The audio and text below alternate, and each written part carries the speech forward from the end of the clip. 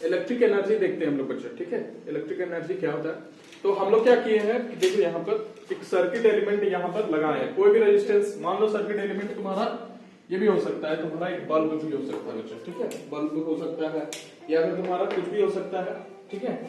यहाँ पर देखने का, ये सपोज करो एक बल्ब है बच्चा, सर्किट, ठीक, और ये तुम्हारा रहा सेल, ठीक। अब सेल है तुम्हारा, यहां पर ध्यान देना। अच्छा, बैटरी और सेल में तुम्हारा डिफरेंस यही है कि सेल तुम्हारा सिंगल होगा, ठीक है। Battery is the collection of cells बच्चा, बात समझ में आ रहा है ना। जैसे टॉर्च में लगाता है तो 3 ठो तुम्हारा सेल लगता है बच्चा, तो बैटरी बनता है पूरा, ठीक है। तो battery is the collection of cells बच्चा, ठीक है। तो एक सेल यहाँ पर लगाया हुआ है, इसका पॉजिटिव एंड ये वाला है, नेगेटिव एंड ये वाला बच्चा, और यहाँ पर तुम्हारा कोई भी इलेक्ट्रिकल कंपोनेंट है। अब ये इलेक्ट्रिक कंपोनेंट क्या करेगा, रेजिस्टेंस प्रोड्यूस करेगा बच्चा, ठीक है। यहाँ पर रेजिस्टेंस बना दिए, कोई दिक्कत। अब देखो यहाँ पर ध्यान से क्या होता है कि इधर से तुम्हारा करंट निकलेगा बच्चा, ठीक है, करंट निकलेगा और इधर से करंट वापस आएगा, ठीक है। बात समझो, यहाँ पर करना क्या है, देखो ध्यान से कि इलेक्ट्रिक एनर्जी बेसिकली होता क्या है। यहाँ पर जो सेल है बच्चा, इस चार्ज को, जो यहां से चार्ज निकलेगा, उस चार्ज को क्या देगा, एनर्जी देगा बच्चा, ठीक है।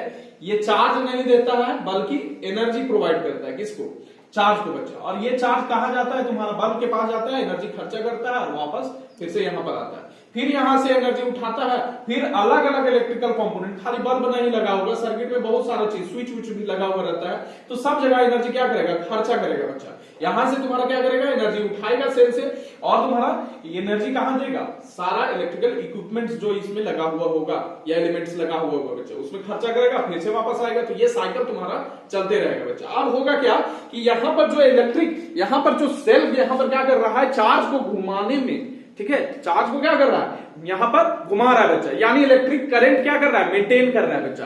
सर्किट में इलेक्ट्रिक करंट मेंटेन कर रहा है बच्चा। तो जो ये काम इसको करना पड़ रहा है, to maintain the electric current in the circuit, इसी को हम लोग क्या बोलते हैं, इलेक्ट्रिक एनर्जी बच्चा। बात समझ में आ रहा है कि नहीं आ रहा, यही वाला चीज क्या होता है, इलेक्ट्रिक एनर्जी बच्चा। तो वही चीज का हम लोग क्या करेंगे, एक्सप्रेशन, छोटा सा एक्सप्रेशन हम लोग निकालेंगे बच्चा। तो ये फिगर एक ड्रॉ कर लो, थोड़ा सा छोटा सा फिगर है बच्चा, और इसका डेफिनेशन लिख देते हैं। Electric energy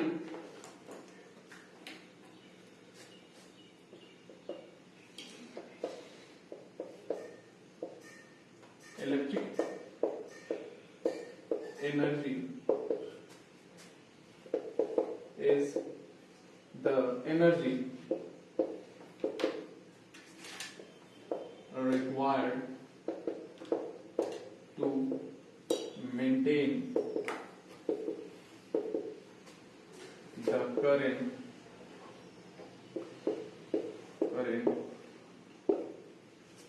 flowing in the circuit।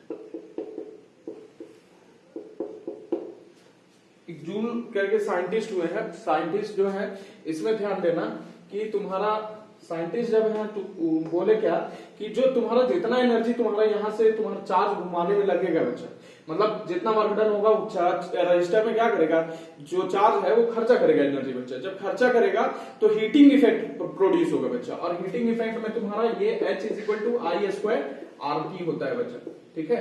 ये वाला करवा रहे थे तुम लोग को, ठीक है। हीट में तुम्हारा क्या होगा, लॉस हो जाएगा एनर्जी का। बात समझ में आ रहा है कि नहीं आ रहा, उजली इतना बात समझ में आ रहा है। तो electric energy is the energy required to maintain the current flowing in the circuit, ठीक है। तो जो एनर्जी का जरूरत पड़े to maintain the current in the circuit, उसी को हम लोग क्या बोल रहे हैं, इलेक्ट्रिक एनर्जी, ठीक है। कोई दिक्कत बोलो, समझ में आ रहा है इतना बात। अब हम लोग क्या किए हैं कि let us consider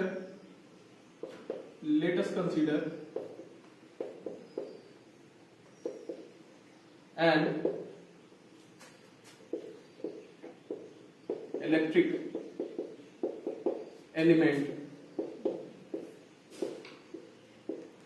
through which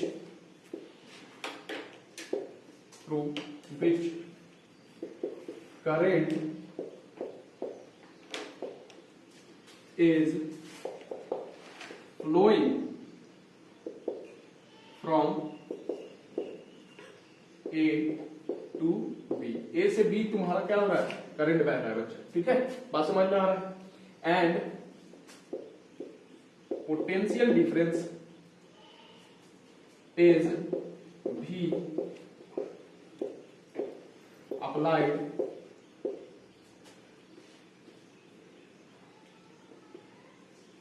across potential difference across the ends A and B. Okay. Then work done by cell कितना होगा?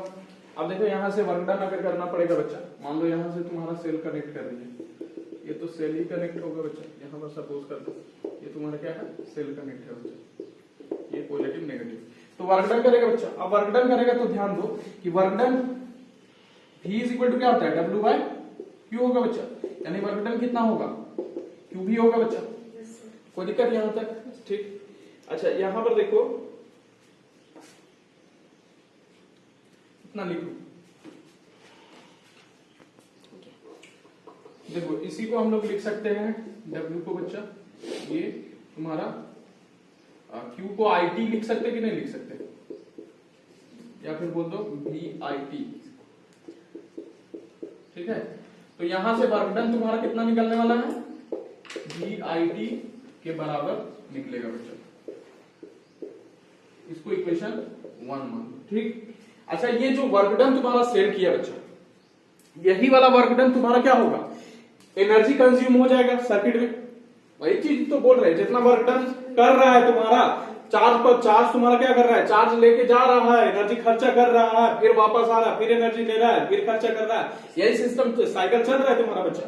तो ये जो वर्क डन है, यही तो वर्क डन जो होगा वो इलेक्ट्रिकल एनर्जी मतलब सर्किट में तुम्हारा, इलेक्ट्रिक सर्किट में तुम्हारा कंज्यूम हो जाएगा बच्चा। तो वही चीज यहां पर लिखेंगे, this energy, this work done is consumed as electric energy.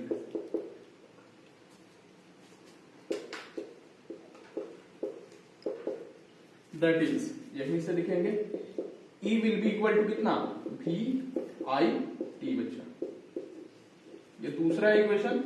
और यहां पर तुम्हारा क्या करेंगे, इधर जगह नहीं ऊपर मिटा देते हैं, देखो इसी में तुम्हारा अलग अलग एक्सप्रेशन बनेगा। I इज इक्वल टू तुम्हारा क्या लिख सकते हैं, V बाय आर लिख सकते हो, या फिर V is equal to I R लिख सकते हैं बच्चा, यहीं से देख लो।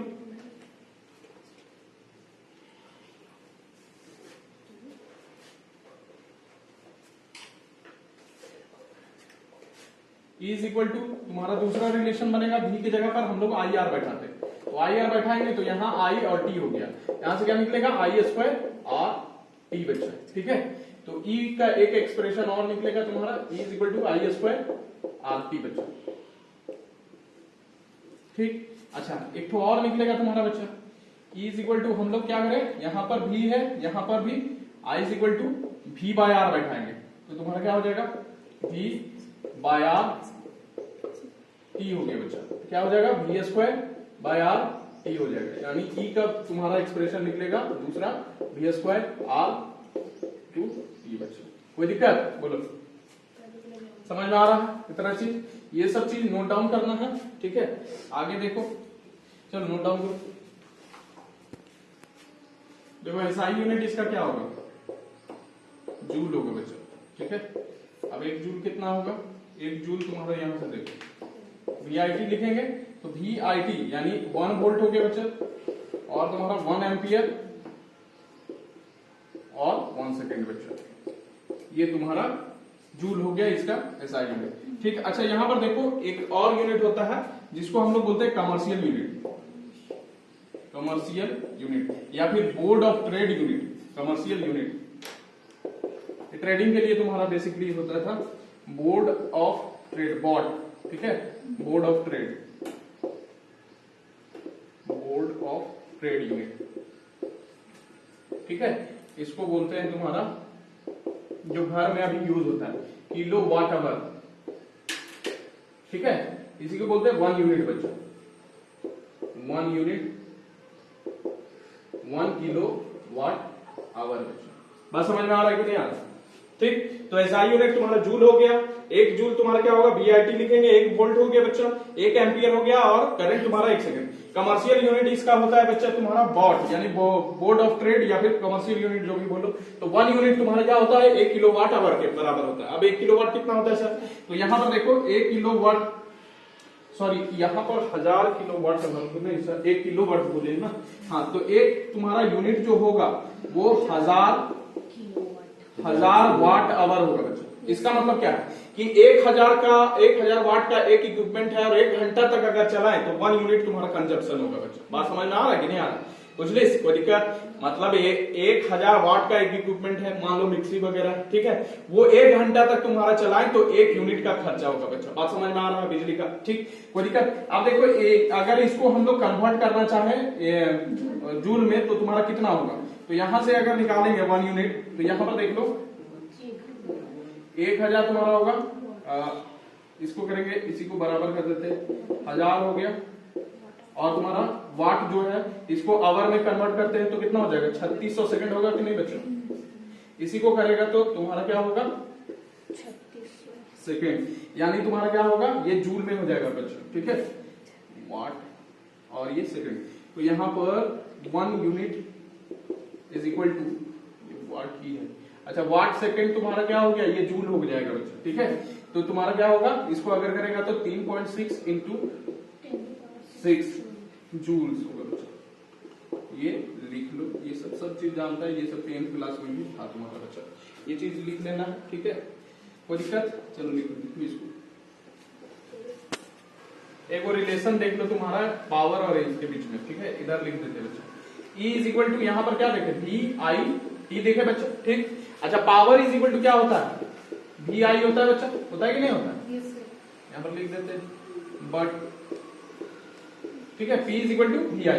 अब यहां पर E की जगह पर क्या लिख सकते हैं, PT लिख सकते हैं कि नहीं लिख सकते, तो तुम्हारा क्या हो जाएगा, P बराबर E अपॉन T बच्चा, ठीक।